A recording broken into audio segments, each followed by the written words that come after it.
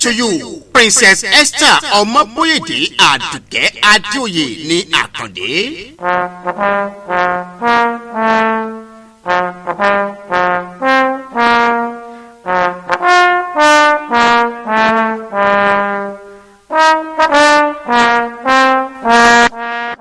Ọwọ́ gẹ̀ǹgẹ̀ ní síwájú ijó, ìdùnnú ní ṣàtọ́kùn ayọ̀, inú rẹ̀ ní ṣàtọ́kùn oríire.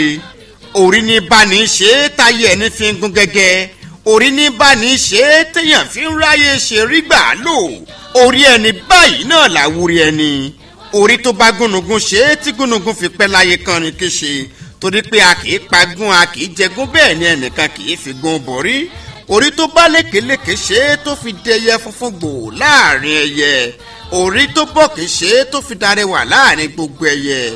Orí ló bá Màríà Múdà ṣe tó fi dá lábùkún fún láàrin gbogbo obìnrin. Orí ọ̀hún ló bá màmá wa ọmọbabìnrin Esther Omoboyede Adeoye Nee Àkàndé ṣe tó fi pẹ́ ní 70 ọdún 70 years lókè èèpẹ̀. Ìdùnnú ṣubú layọ̀ gbáà fọmọba Solomon Ọlágbóyè Àkàndé àti olórí Adéyọlá Àkàndé tagboolé ọba ìlú Ọ̀là lọ́jọ́ 10 oṣù kẹrin ọdún 1954 nígbàtí adániwáyé fi ọmọbìnrin jòjòló Esther Omoboyede Adeoye jíǹkí wọn gẹ́gẹ́ bí ọmọ tuntun jòjòló. Àdúpẹ́ ọmọ tuntun jòjòló ọjọ́ 10 oṣù kẹrin ọdún 1954 ti pé ẹni 70 ọdún ní Wednesday ọjọ́ 10 oṣù kẹrin ọdún 2024. Oríire ní tìrere, orí ti bá Princess Esther Omoboyede Adeoye aya Stephen Adeoye ṣe. Ọmọdé àná ti di aya rere lọ́ọ̀dẹ bàbá wa Stephen Olúwagbémiga Àrẹ̀mú Adeoye, bàbá rere tó ti lọ sọ́dọ̀ olùgbàlà. Afẹ́fẹ́ fẹ́ ìdídà, báfẹ́fẹ́ ti fẹ́ tó tí dídà tó, adúpẹ́ pé kò dominú àgbọnù láyé. Nínú òfin nínú ọ̀la ọmọ pàǹdọ̀rọ̀ dàgbà. Omoboyede Adeoye aya Adeoye, ijó rẹ là ń jó lọ́wọ́, ijó yẹ ọ́, ijó dùn lẹ́sẹ̀ rẹ. Ìwọ ni ìwọ náà sì kọ́, bó bá ń dára fún ni ọwọ́ Olúwa ọba ló wà bẹ́ẹ̀. Ìyá wa Esther Omoboyede Adeoye aya Adeoye lọ́dẹ òmu, ọmọọba Àkàndé nílùú Ọ̀là.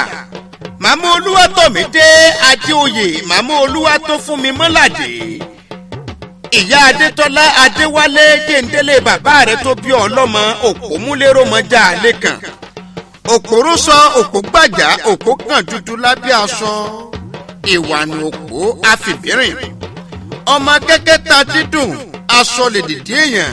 Bí ò bá sásọ, bí ò sí dìdì, onírúurú ìdílé àbá máa rí bíi kókó, bí ewo, bí egbọn, bí kúrúnà, bí sàkùsàkù. Ọmọ aṣọ lè dìdí èèyàn. Ọmọ abímbésù, abímbọ́wẹ̀, ọmọ ẹ̀kẹ́ tó dára ní mọ̀jà, ọmọ èṣù tapẹrẹ joko olóore, ọmọ gbẹ̀kẹ́ tí fọwọ́ ti lé. Àwòpadà sọ́gídọ̀tọ̀tù ènìyàn. Ìdìsà tún nìyí, Ìdìsà òṣèré, onílẹ̀ òbí, ọláṣẹ́wọ́, ọmọ agbódòkúrú nímòye, òkè kéké lásọ wọn lóde ìgbàjọ, ẹlẹ́gọ̀dọ̀ tí ẹ̀mí lásọ àwọn Ìdìsà. Ìmọ̀ bí Ìdìsà ti rẹ́gbà ògùn, ìmọ̀ bí Ìdìsà ti rẹ́gbà rọ̀wọ̀n gbogbo. Èyí tó bá lọ́jọ́ rà fún mi wálé kí irú máa jólóye, àìjólóye dùnrán Ìdìsà. Ẹ má máa jólóye dùnrán bàbá mi. Ẹ̀yin lọmọ olóbì kan àjá sowó, ọmọ bó já kan ẹgbàá kan, bó já méjì ẹgbàájì, bó já mẹ́ta ẹgbẹ̀ta, bó já mẹ́rin ẹgbẹ̀rin, bó já márùn ẹgbẹ̀rún, bó já mẹ́fà ẹgbẹ̀fà, bó já méje ẹgbẹ̀je, bó já mẹ́jọ ẹgbẹ̀jọ, bó já mẹ́sàn ẹgbẹ̀sán. Ọmọ ẹni tí ó mọ̀nà tó já mẹ́wàá ńkọ́, igi owó ló já nílé ló gbòkun. Ìjẹ̀ṣà modù á panidà. Ìran Ìjẹ̀ṣà ní í sin tòlótòló, bàbá yín ní í sin pẹ́pẹ́yẹ. Ìran Ìjẹ̀ṣà ní í sẹ́sọ sí bàbára àdé, bàbá yín ní í sẹ́sọ sí gbọ́ngbọ́lọ́ ìtàn.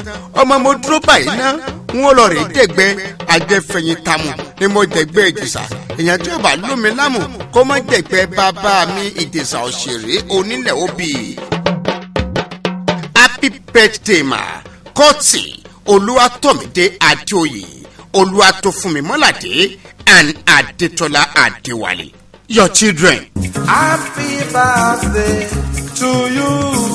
Happy birthday.